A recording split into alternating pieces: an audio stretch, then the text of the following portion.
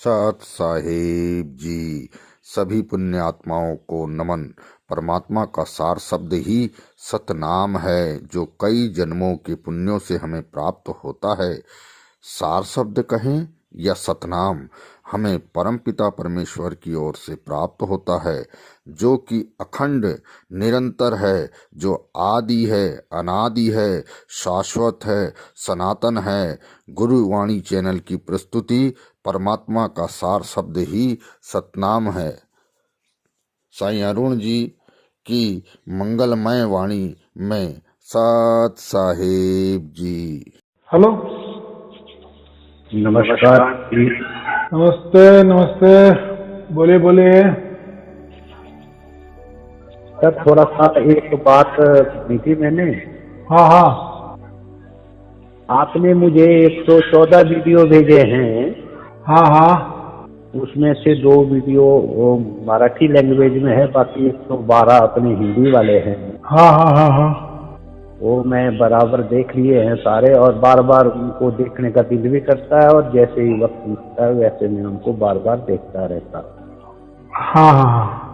कैसा है वो, ऐसा लगता है कि हर वीडियो में देखो कोई बातें जो होती है ना, वो थोड़े से सेम टू सेम आ जाती है, लेकिन उसका जो मैं जवाब देने की कोशिश करता हूँ ना, हर बार थोड़ा अलग देने का कोशिश करूँ। ये जवाब तो एक ही होता है, लेकिन वो अलग अलग ढंग से मैं देता हूँ, ताकि और आपको समझ में आ जाए। ये इस तरीके से वीडियो बन रहे हैं। बाकी तो थोड़ा सा कॉमन तो आएगा ही बोलने की बात। 114 वीडियो के आगे और भी वीडियो आप नए बनाते तो आप उनको भी भेज दिया करें इस मेरे। नहीं, वो जो लिंक है ना, जो देखो हर रोज एक वीडियो आता है, बराबर। तो उस लिंक में अगर आप रहेंगे ना, तो ऐसा समझो कि दोपहर के 2 बजे या 4 बजे उसको ये करना, तो उसमें क्या हो जाएगा, आपको वो समझ में आ जाएगा आज वीडियो आ गया। जब तक चालू है ना ये जो पूछने वाली बातें, हम सवाल, तब तक ये सिलसिला चालू रहेगा। जब लोग सवाल ही नहीं पूछेंगे, मतलब क्या हुआ, सबको समझ में आ गया। वैसे तो देखो, फोन तो मुझे हजारों आते हैं, लेकिन वो धन्यवाद के आते हैं कि हमने वीडियो देखा, जो हमें ये करना था वो हमें प्राप्त हो गया, धन्यवाद। बस ये तो ऐसे बहुत सारे फोन चालू होते, लेकिन एक खाद ऐसा फोन रहता है कि वो फोन से सबको अच्छी तरह ज्ञान हो जाए या समझ में आ जाए। कोई ऐसे सवाल होते हैं ना कि आज तक किसी ने नहीं पूछे, तो फिर मैं उसका एक जवाब अलग ढंग से थोड़ा देता हूँ, ताकि लोगों को भी उससे फायदा हो जाए, ऐसा। बाकी कुछ नहीं। चलो ठीक है, फिर आप उस पर जाओ मेरे YouTube में, तो रोज मैं वीडियो डालता हूँ। रोज 3 बजे या 4 बजे चेक करते जाओ, आपको मिल जाएगा उसमें। बाकी आप तो बहुत ये देखो निःशुल्क काम करते हैं, और मेरे जितने भी संशय थे ना, जब मैंने फर्स्ट टाइम आपको फोन किए थे, हाँ हाँ हाँ हाँ, तो मेरे संशय थे, उसमें से मेरे 100 में से 99.99% संशय पूरे जैसे मोमबत्ती जल के खत्म हो जाता। हाँ हाँ हाँ। तो इसलिए सभी साधु संत क्या कहते हैं, आप ज्यादा धर्म ग्रंथ की बातों में मत जाओ, दोहे की बातों में मत जाओ। तो वो होता क्या है, ठीक है समझने के लिए ठीक है, लेकिन होता क्या है, हम एक दोहे देखते हैं तो उसके विपरीत वाले 10 दोहे खड़े हो जाते हैं। तो फिर आदमी क्या होता है, थोड़ा सा, अभी जैसे समझो मैंने इतने वीडियो बनाए, आप बोले ना 114 पद आप देख लिए, तो बात तो मैंने तो कितनी छोटी सी बताई है, जो कबीर जी ने बताई है, लेकिन वही बात बताने के लिए मुझे कितना कुछ कहना पड़ा, कितनी बातें करनी पड़ी। तो ऐसे ही ये धर्म ग्रंथ बढ़ गए हैं, है तो परमात्मा, लेकिन वो परमात्मा पाने के रास्ते कितनी धर्म ग्रंथ होने, उसके लिए कितने धर्म बने, कितने पंथ बने, कितने धर्म ग्रंथ बने, ग्रंथों के लिखान चालू है, साखियां बनी, दोहे बने, श्लोक बने, अभंग बने, चालू ही है ना कारखाना, उसका एम थोड़ी है। बराबर। लेकिन किसने, जैसे कबीर साहब ने बता दिए फिक्स, बस शरीर को स्वस्थ चलाता है और ये शरीर को स्वस्थ चलाने वाला एक आत्मा भी है, वो भी दिखा दी बस। और आजकल क्या हो गया, सिर्फ और सिर्फ श्वासों के ऊपर ही चलता था, यानी शरीर के ऊपर ही शरीर है और उसमें श्वास है, बस इसके आगे ज्ञान ही जाता नहीं था। हाँ, जब मैं फर्स्ट टाइम आपको कॉल किए थे तो उस वक्त मैं बहुत बड़ा वकील बना हुआ था, सुप्रीम कोर्ट जैसा वकील। अच्छा अच्छा, हाँ हाँ। तो ये ऐसे, क्योंकि मैंने ये किताबें पढ़ रखी है, इससे मेरे अंदर वो सारा बड़ा भारी संशय हुआ था ना कि इधर तो ऐसे लिखा है, कबीर सागर में ऐसा लिखा है, अनुराग सागर में ऐसा लिखा है। हाँ हाँ हाँ, होता है होता है होता है, बराबर बराबर है। आपसे बातचीत किसी करने दीदार में हल में प्यारा है, वो वीडियो मैंने आपका 3-4 बार देखा। हाँ हाँ हाँ हाँ। तो उसमें वो मेरा का पूरा जो सबसे मेजर क्वेश्चन है वो सारे का सारा गढ़ के खत्म हो गया। बहुत अच्छे बहुत अच्छे। अभी गुरुजी जैसे ये धुन को सुनने के लिए अगर मैं जैसे लेटी अवस्था में सुनने की कोशिश करता हूँ तो उस वक्त तुरंत नींद आ जाती है। अच्छी बात है ना, उल्टा नींद में देखो धुन सुनकर ही नींद लेनी ना, ये सबसे अच्छा। क्योंकि देखो हमारा जो मृत्यु है ना, एक तो दिन में घटेगा, एक तो रात में घटेगा, ये आएगा, बराबर। तीसरी अवस्था तो कोई होगी नहीं। चलो दिन में तो हम स्मरण कर लेते हैं या धुन समझ में आती है कि हम धुन सुन रहे हैं या सुननी चाहिए, उसका भी जागृत हो जाते हैं। लेकिन सोते वक्त तो हमको कोई जागृता अवस्था रहती नहीं, बराबर। नींद तो नींद होती है, बराबर। लेकिन कबीर साहब ने इसलिए कहा है रात को जब हम सोते हैं ना, तो कम से कम आपको धुन के साथ नहीं सोना में आपको कठिनाई होती ना, तो कम से कम 10-20 मिनट तो भी आंख बंद करके, कान बंद नहीं करना, आंख बंद करके वो धुन को सुनना और सो जाना। या सकते हैं ना अभ्यास। हाँ, फिर देखो अभी और एक मैं निचोड़ बताता हूँ। हाँ जी, हाँ कि जी। ये जो सुमिरन है और समर्पण है और विश्वास है, कबीर जी ने इसमें लास्ट में क्या निर्णय दिए हैं कि सार शब्द के आप आगे भी मत जाओ, सार शब्द के पीछे भी मत रहो, बराबर। यानी आगे क्या होता है, आगे क्या होता है हम बोलते हैं ना। अभी परसों एक वीडियो हो गया, लेकिन वो मराठी में है, वो अभी आया नहीं है। तो उसने सवाल ऐसा किया था ना, तो उसमें मैंने इतना जवाब दे दिए, डायरेक्ट वहां से शुरू कर दिए। परमात्मा की स्टार्टिंग जो कैसी थी वो उससे तो अभी तक की इतनी बातें मैंने बता दी। तो क्या होता है, जैसे सवाल करते हैं ना, उसके उपरांत हम जवाब रहते हैं। और होता क्या है, जब हम कोई निकालते हैं, ज्ञान देने लगते हैं, तो बीच में अगर सामने वाले सवाल पूछने वाले ने टोक दिए तो फिर हम वहां वापिस स्टॉप हो जाते हैं जो बोलने वाले थे। ऐसा मैं तो ऐसा समझता हूं कि मेरे वाणी से कबीर जी बोल रहे हैं, और ऐसा भी मैं समझता हूं कि जैसे सामने वाला जो भी मुझे सवाल करते हैं ना, वो भी कबीर जी है। ऐसा करके मैं वो ये करता हूं, आए समझ में।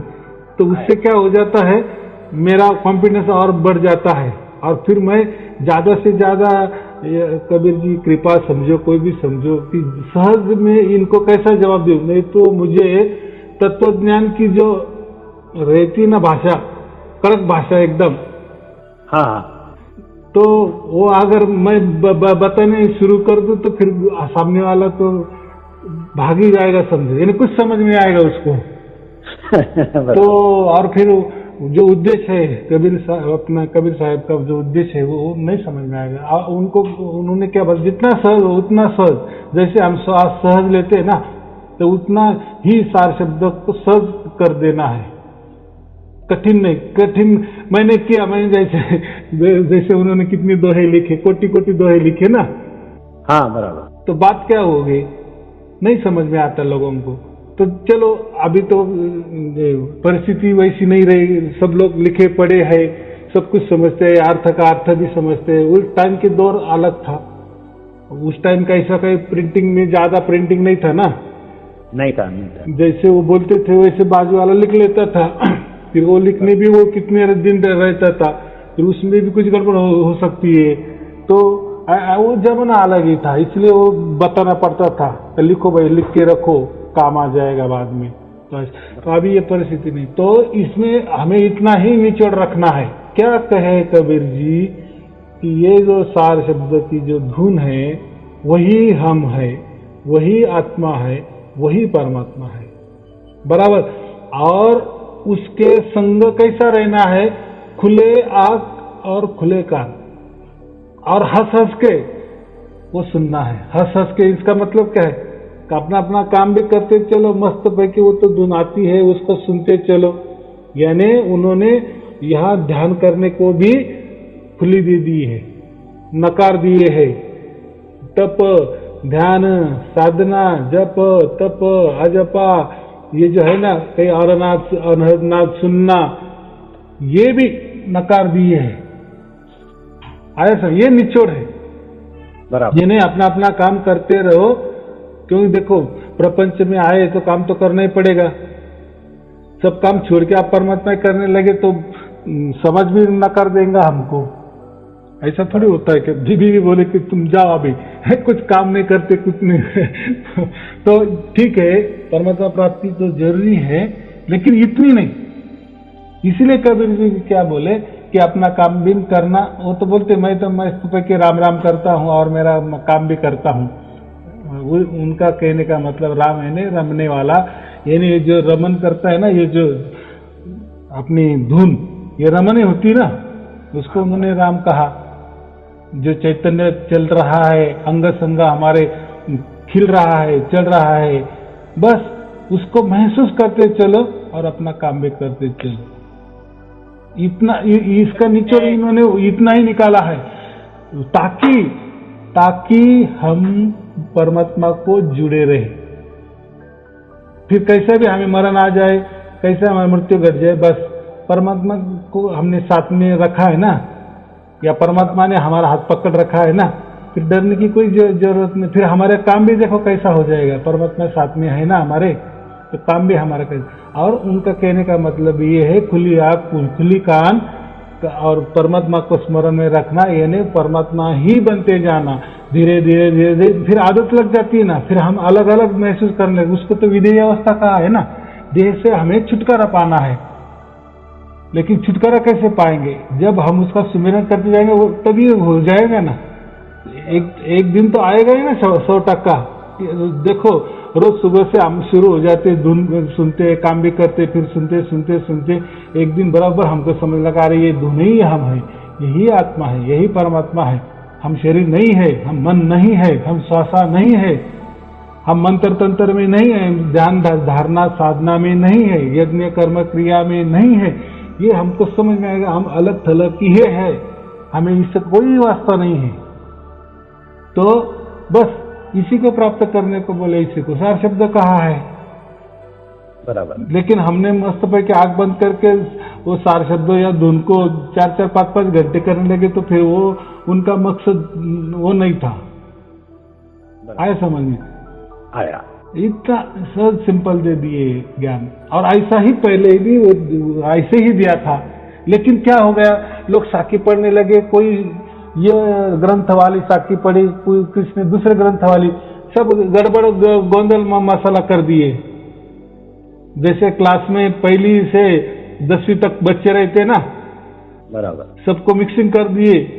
समझो तो क्या हो जाएगा, किसी एक बच्चे को उठाए तो वो कभी हो सकता है 1ली वाला निकल जाए, कभी 10वीं वाला निकल जाए, तो कभी 8वीं वाला भी निकल जाए, फिर तालमेल नहीं बैठेगा। बराबर, तालमेल नहीं बैठेगा। तो इसीलिए वो 2 में इसमें जहाँ जाने का, चलो जिस दिन या जो परिस्थिति में हमें जाना पड़ा, उस टाइम हम पढ़े ना। हम धर्म भी बहुत किए, पंथ भी बहुत घूमे, बहुत सारे ग्रंथ भी किए, लेकिन वो परिस्थिति तैसी थी, करना ही पड़ा, किए भी हमने ना। कौन बोल रहा है? और इसका निचोड़ तो हमें ये मिल गया ना। 10वीं में हम पास क्यों हो गए? तो हम 1ली से आए, 1ली, 2री, 3री किए, परीक्षा दिए, तभी हम 10वीं में आ गए ना। तो ये तो कोई फालतू नहीं गया ना हमारा 1ली, 2री, 3री वाला अभ्यास। तो ऐसा ही ये समझना है। ये सब सबका एक निचोड़ हमें मिल गया है, और मैंने अभी आपको निचोड़ भी बता दिए है। कबीर साहब ने बस यही कहा है, हमारा काम भी करते जाना और परमात्मा को पकड़ के रखना। या परमात्मा हमें पकड़ लिया, उसका अर्थ ही एक ही हो गया। बराबर बराबर। जैसे हम फोन पे बोल रहे हैं, मैं आपके सामने हूँ क्या और मेरे सामने आप हो क्या, अर्थ एक ही है। वैसे जैसे हम परमात्मा को वो धुन सुनते, मतलब क्या हो गया, परमात्मा को पकड़े हुए हैं, परमात्मा के सामने ही बैठे हुए हैं, या हमारे सामने परमात्मा है, बात एक ही है। क्या अलग बताया उन्होंने, बस इतना सहज साधना बोल दिए है।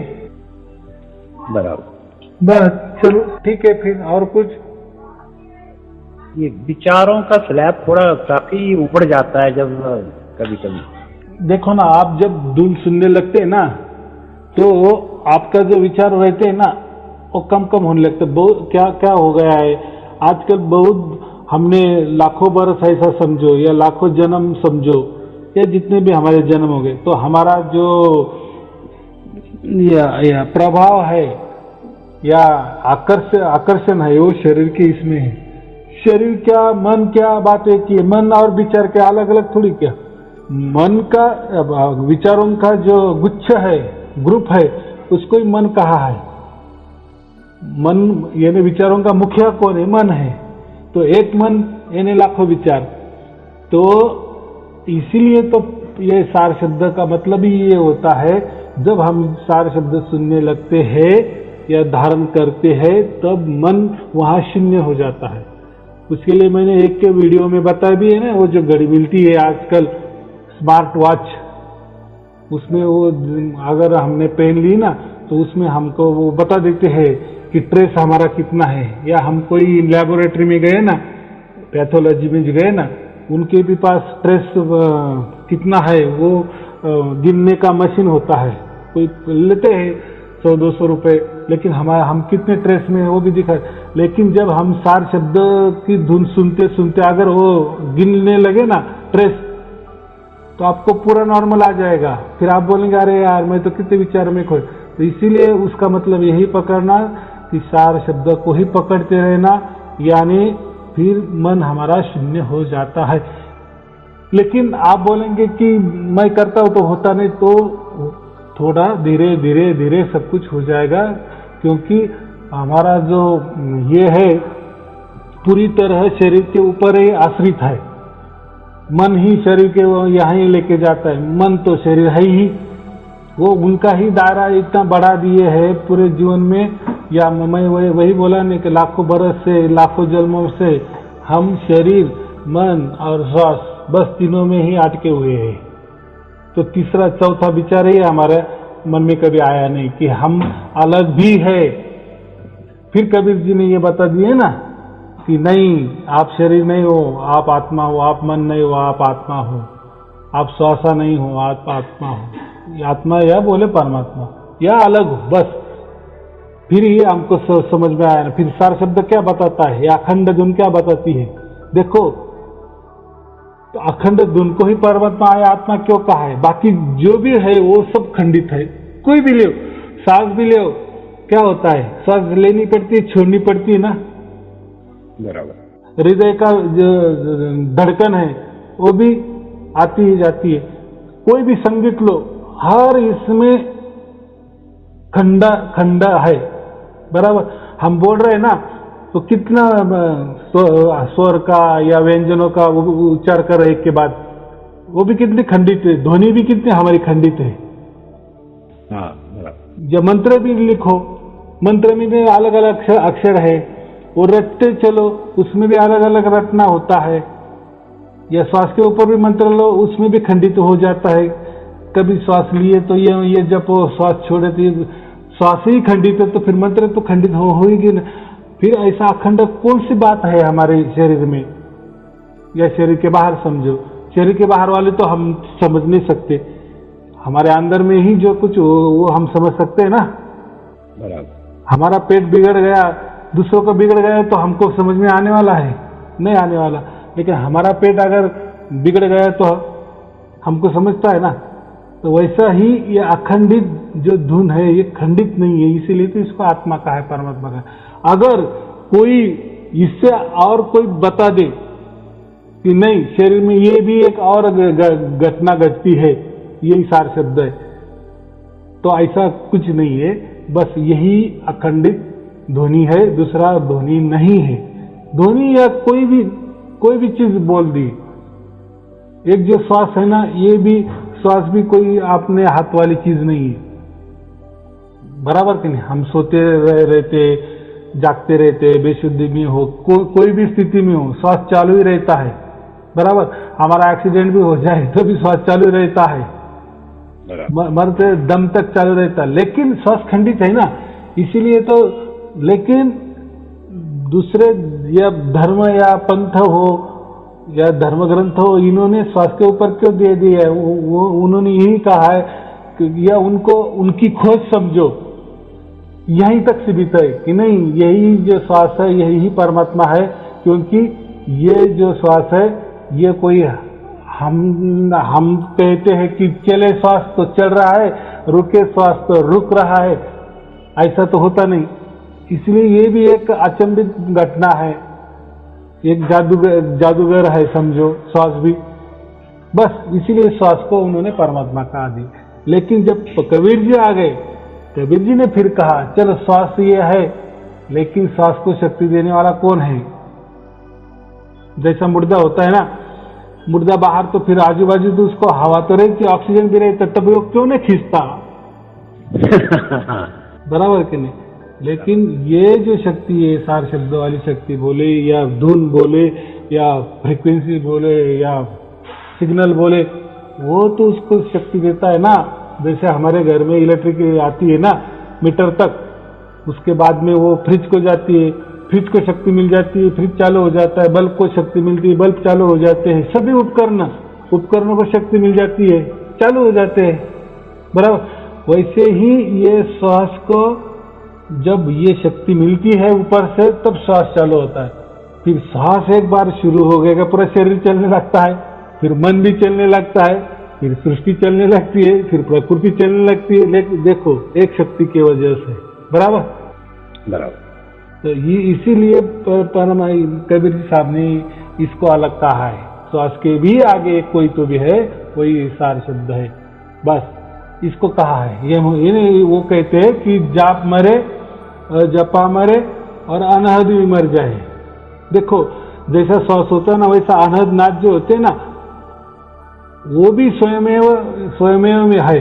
ये अनहद नाद होते हैं ना अलग अलग, वीणा बांसुरी वाले, शंखनाद जो हमारे मस्तिष्क में चलते हैं, ये भी एक कुदरती चमत्कार ही है। जैसा श्वास है ना, श्वास किसी भी परिस्थिति में चलता ही है, उसको रोकना हमारे हाथ में नहीं है या छोड़ना भी हमारे हाथ में, वो स्वयं में वो चलता है। जैसा ईश्वर जैसा होता है वैसा ही श्वास भी ईश्वर ही है। वैसे ये जो आनंद नादे है ना 10 प्रकार के, ये भी स्वयं में वो है। आया समझ में? जैसा श्वास है ना, वैसे ही आनंद नादे भी स्वयमेव है। वो स्वयमेव मतलब क्या? वो आपे आप आ रहे हैं, बराबर। लेकिन हम उसको, कबीर साहब ने उसको उस आनंद नाद को क्यों नहीं कहा सार शब्द? क्योंकि ये जो आनंद नाद होती है ये खंडित होती है। जैसे शंख बजाने लो आप, ये जो प्रकृति वाला शंख लो, तो एक बार फूंक मारी, बाद में और फूंक मारनी पड़ेगी ना, बराबर। जैसा बांसुरी है, बांसुरी में भी फूंक मारनी पड़ेगी, बांसुरी भी एक लय में नहीं चलेगी। या वीणा भी लो, वीणा की भी तार छेड़नी पड़ेगी। तार जब तक छिड़ी तब तक स्वर निकला, तार का थिरकना बंद हो गया, स्वर बंद हो गया। यानी हर जो 10 अनहद नादे वो खंडित होने वाले। इसीलिए कबीर साहब ने वो कहा कि जाप मरे, जाप तो खंडित ही, जाप तो शब्दों का है, अक्षरों का बना हुआ है, मंत्रों से बना हुआ है, बराबर। जपते समय तो हो ही जाता है खंडित, वो भी है मालूम। बाद में अजपा, श्वास में हम आ जाते हैं। ये सब शरीर की बातें कर रहे हैं कबीर जी। श्वास में भी क्या होता है, अजपा में भी श्वास लेना पड़ता है, छोड़ना, वहां तो श्वास ही खंडित है, तो फिर उसमें जो भी जपा गए मंत्र वो भी खंडित। मंत्र तो पहले से ही खंडित है, लेकिन श्वास के ऊपर भी लिए ना तो भी वो खंडित ही हो जाते हैं। बाद में मैं ऊपर आ गए मस्तिष्क में आनंद नादें चलती है। वो भी एक प्रकार का बहुत बड़ा चमत्कार है, ये परमात्मा जैसा ही चमत्कार है, या परमात्मा का लेवल का भी है, आत्मा का लेवल का भी। लेकिन वो जो आनंद नादें चलती है वो खंडित है, इसलिए परमात्मा ने, कबीर साहब ने उसको भी नकार दिए है। फिर उसके आगे चलो, फिर ऐसे कहे कि एक आनंद नाद ऐसा है कि जो अखंडित है, एक लय, एक ताल, एक रस में चलता है, एक ताल में चलता है। देखो फिर ये जो सार शब्द हमारे अंदर चल रहा है, ये खंडित होता है क्या? कभी नहीं होता ना, नहीं होता। हमारा ध्यान नहीं जाता, इसलिए हमको लगता है कि वो चल नहीं रहा है, लेकिन वो चालू ही है, बराबर। फिर वो कब, मैं वही कह रहा हूं ना, जब 24 घंटा होता है ना हमारा, फिर हमें समझ में आता रहे यार, हम सोते भी, अब जब सोते कभी भी 2 बजे उठो, पहले आपको स्वर सुनाई देगा, नाद सुनाई देगा, जो है सार शब्द सुनाई देगा। क्यों सुनाई देगा? वो आप सोते थे, वो नहीं सोया। तो ऐसा ही ये सार शब्द हर घड़ी में जागृति में है, स्वप्न में भी चलता है, सुषुप्ति में चलता है, तुरिया में चलता है, तुरियातीत अवस्था तक चलता है, इसलिए उसको परमात्मा का है। और बाकी अनंत नाद, ये भी एक अनंत नाद ही है, सार शब्द भी कोई अलग चीज नहीं है, ये भी अनंत नाद है। लेकिन ये अनंत नाद मुख्य क्यों? एक तो ये बाहर से आता है, डायरेक्ट परमात्मा से जुड़ा है, या परमात्मा की जो कैटेगरी में ये बैठता है, बाकी अनंत नादे नहीं बैठती, बराबर। परमात्मा जैसा खंडित है क्या? परमात्मा यानी पहले ही था, आज भी है, आगे भी रहेगा, वो सनातन है, उसको सत्य का है। अगर वो खंडित होता तो असत्य होता ना, बराबर। तो सत्य एक ही परमात्मा है, और फिर भी एक ही वो ध्वनि है, बस इतना सीधा मतलब है। देखो, जब हम न तो मस्तक होते हैं, न तो मस्तक, न तत्व यानी पहली स्थिति परमात्मा की, न की स्थिति में, नथिंगनेस, इंग्लिश में हम नथिंगनेस में, कुछ भी नहीं, लेकिन कुछ तो भी है। कुछ भी नहीं उसका मतलब क्या है? कुछ तो भी है, लेकिन नथिंगनेस में, न की स्थिति में। और वही फिर न वाली स्थिति स में आ जाती है, स तत्व में आ जाती है। स माने सत्य, माने क्या? स का तत्व, सत्य, बराबर, स का तत्व, इसको सत्य कहते हैं। लेकिन अभी सत्य क्यों कहा? फिर वो न तत्व क्यों नहीं कहा? सतत्व क्यों कहा? न तत्व में है यानी थोड़ी सी जो समझने वाली स्थिति है, लेकिन वो ना के बराबर है।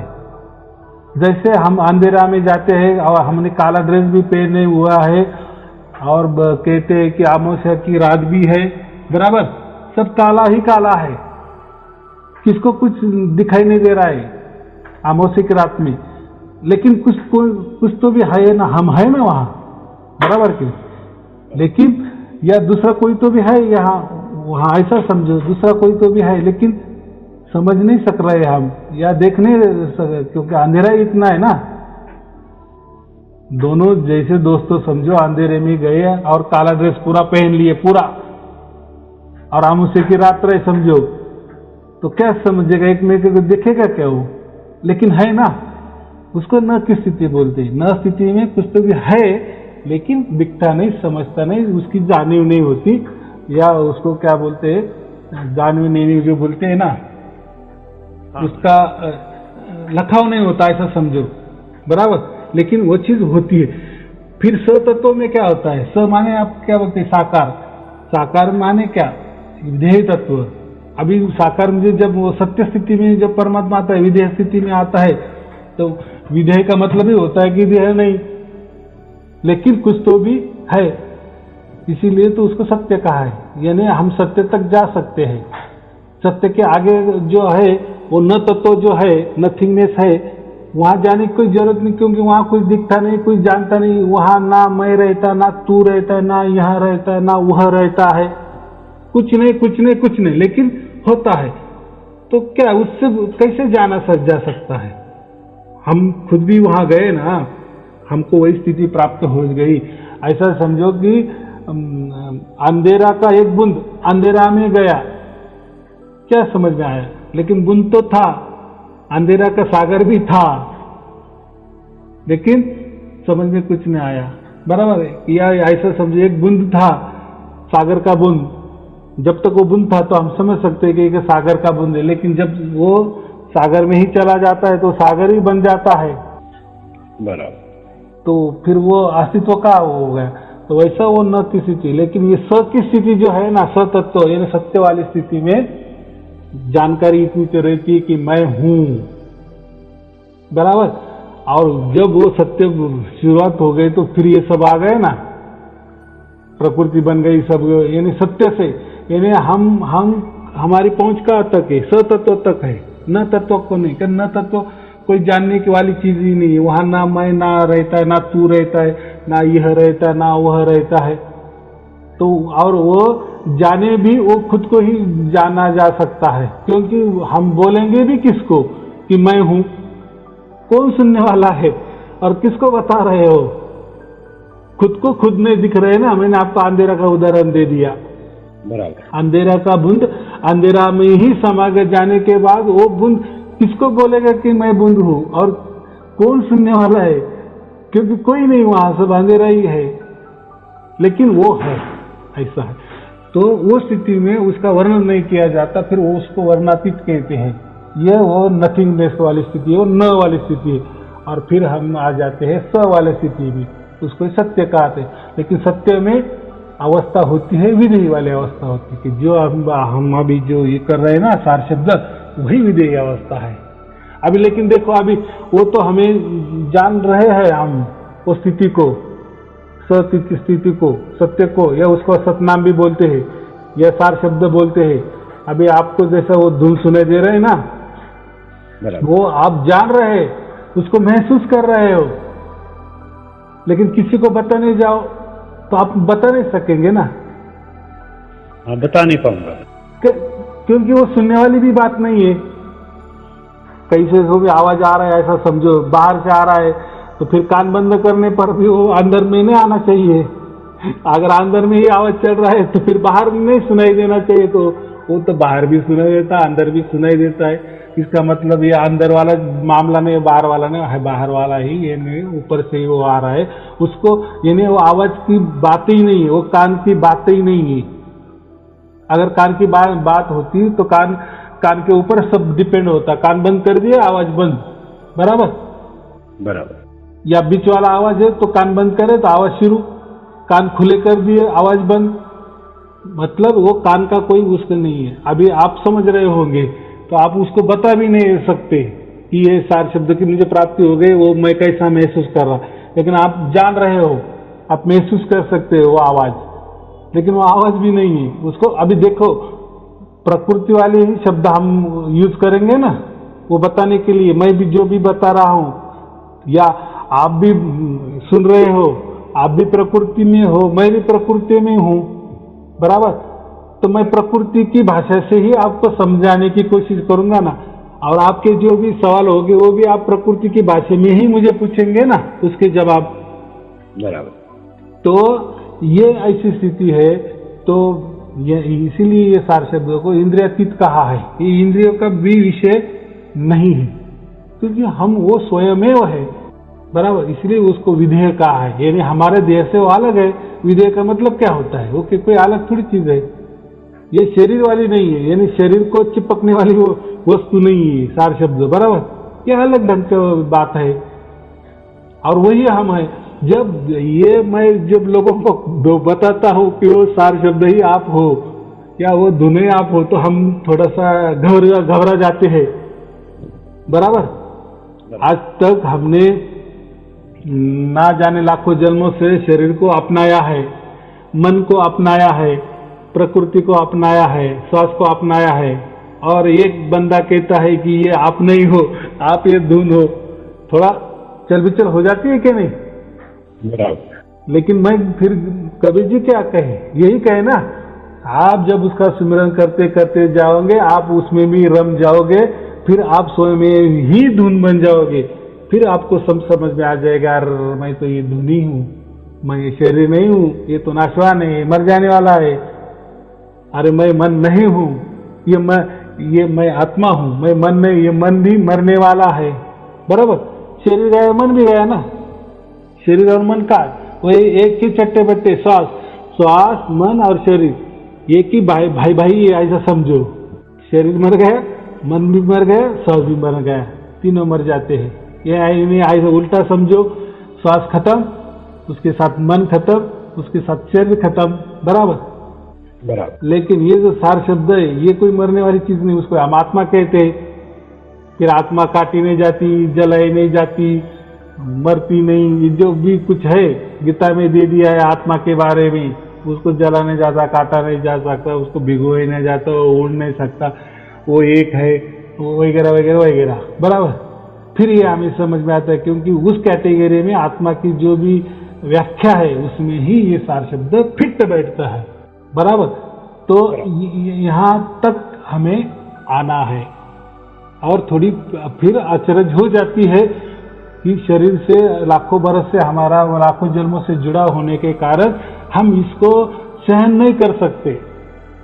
फिर कहते कि अरे वो साया अरुण जी पगला गया है, वो बोलता है कि वो शरीर की बातें नहीं है, ऐसा कैसा हो सकता है? अरे वो मंत्र तंत्र में नहीं है, ऐसा कैसा क्या हो सकता है? हमारे गुरुजी तो बोले सार शब्द मंत्रों में है, हमारे गुरुजी बोले वो तो अंदर शरीर के अंदर है, साया अरुण जी तो नहीं बोल रहे। हमारे गुरुजी बोले श्वासों में है, साया अरुण जी बोलते श्वासों में नहीं है। हो गए क्या थोड़ी दुविधा, लेकिन धीरे धीरे धीरे धीरे वो हो जाता है। उसके लिए हम कहते हैं कि 24 घंटे एक बार आपको वो सार शब्द की प्राप्ति हो जाती है, फिर आप स्वयं वो आत्मा ही बन जाते हो या आप परमात्मा ही बन जाते हैं। क्योंकि उस टाइम 24 घंटे वो आपको चलती है ना धुन, फिर आपको विश्वास ही बैठ जाते, नहीं विश्वास ही आप हो जाते हो, बराबर बराबर। वैसा एक कीड़ा है ना, कोई भृंग कीड़ा रहता है, वो अपने नाक से सामने वाले कीड़े को भी भृंगाई बना देता है ना, ऐसा है ना कुछ भी कथा। हाँ, वो भृंगा कीड़ा का उदाहरण दिया है। हाँ, तो ये ऐसा ही हो जाता है जब हम सुनते सुनते देखो, और ये सुन भी कौन रहा है सार शब्द, और हम ही सुन रहे हैं और हमको ही सुन रहे हैं। जैसा हम बोलते हैं ना, तो हमारा आवाज है, ये हमारा कान सुनता है, तो सुनने वाला कान अलग थोड़ी है, हमारा ही कान है ना, बराबर। जैसे हम बोलते हैं तो हमारा बोलना हमारा कान भी सुन लेता है, तो वो सुन लेता है, उसका मतलब कान अलग नहीं है। वैसा ही ये जो सार शब्द हम सुन रहे हैं ना, इसका मतलब सुनने वाला अलग है और सार शब्द जो चल रहा है, वो धुन चल रही है, वो अलग है, ऐसा नहीं है। वो प्रकृति की वजह से हमको लग रहा है, क्यों कि हम पहले से प्रकृति में है, लाखों बरस से प्रकृति में है, या लाखों जन्म हमें प्रकृति में गए, तो हम खुद को प्रकृति ही समझते हैं। प्रकृति माने शरीर समझते हैं, मन समझते हैं, श्वास समझते हैं, तो हमारा जल्दी विश्वास नहीं बैठ जाता। लेकिन एक बार 24 घंटे वो हो जाती है ना धुन, तब हमको पता चलता है, अरे यार ये तो 24 घंटे, ये तो शरीर तो कभी भी सो जाता है लेकिन धुन तो कभी सोती नहीं। सपना में तो शरीर चला जाता है, मन चला जाता है, लेकिन धुन तो बराबर रहती है। जब जागे हो जाते तो हमको सुनाई देती है, बराबर कि नहीं? हम जागृत में भी रहते हैं, जब शरीर हमारा जागृत रहता है तभी भी धुन तो चालू रहती है, उल्टा हमारा लक्ष्य नहीं जाता। यानी जागृत स्थिति भी असत्य है, सपना वाली तो स्थिति असत्य है, सुषुप्ति वाली तो कहो ये मत। तो ऐसे ये बहुत गुड़ बातें हैं, तो हमें उसमें नहीं इतना जाना, हमको यही समझना है कि ये सार शब्द है, उसको सुनना है 24 घंटे हो जाने के बाद हम ही धुन बन जाते हैं, फिर बाकी कोई आवश्यकता नहीं होती, और फिर हमारा कार्यकलाप आगे वाला फिर परमात्मा स्वयं वो शब्द गुरु है। फिर गुरु होने के कारण वो मार्गदर्शक भी है, वो हमें सब ले लेते वो ये न, फिर यही बात मैं बता रहा हूँ कि आत्मा ही हम है, अलग नहीं, परमात्मा ही हम है। लेकिन हम खुद को आत्मा समझने में हमारा विश्वास नहीं होता, बराबर? क्यों? तो लाखों बरस से हम प्रकृति में रह रहे हैं, तो हमें अभी सार शब्द का सुमिरन से यही करना है कि हम शरीर नहीं है, हम मन नहीं है, हम स्वसभी नहीं है, हम अलग है। अलग अलग करो, करने की कोशिश करो, बस इसको सुमिरन कहते हैं। सुमिरन कोई अलग थोड़ी चीज है, सुमिरन समर्पण और विश्वास, तीनों बातें। चलो अभी कैसा समझ में आया आपको ही मालूम, लेकिन मैंने जितना प्रयास किया कहने का, बराबर? बहुत अच्छा समझ में आ रहा है। हाँ, तो कैसा है, 2-4 बार और सुन लो, बराबर समय। और ये देखो, ये परमात्मा की बात है, लाखों बरस से हम बिछड़े थे परमात्मा से, तो अभी लगाव हो गया, तो इतना जल्दी भी लगाव नहीं होगा, थोड़ा टाइम लगेगा। ये तो प्रकृति का है ना। हाँ, ये तो हाँ, तो थोड़ा थोड़ा धीरे धीरे समझ जाए। देखो, हम कहीं भागे नहीं जा रहे, हम भी भागे नहीं जा रहे, आप भी नहीं, और आपका जीवन भी नहीं जा रहा है। देखो, जीवन ने इतनी बड़ी हमें प्राप्ति करा दी है, वो जीवन ऐसा ही वेस्टेज नहीं जाने वाला। यानी परमात्मा ने हमको चुन लिया है, उसका मतलब क्या है, कोई तो भी हम है ना बड़े, कोई तो भी हम VIP है, ऐसा समझो। इसलिए हमको चुना है ना, तो वो ऐसा भी हमारा जीवन बर्बाद कर देगा क्या? नहीं करेगा ना। चलो ठीक है, फिर बहुत टाइम लिया आपका, इसके लिए कष्ट के लिए नहीं, कुछ नहीं। चलो, ये काम है हमारा। चलो, शुभ आशीर्वाद। सत साहेब जी, सत साहेब जी, सत साहेब जी।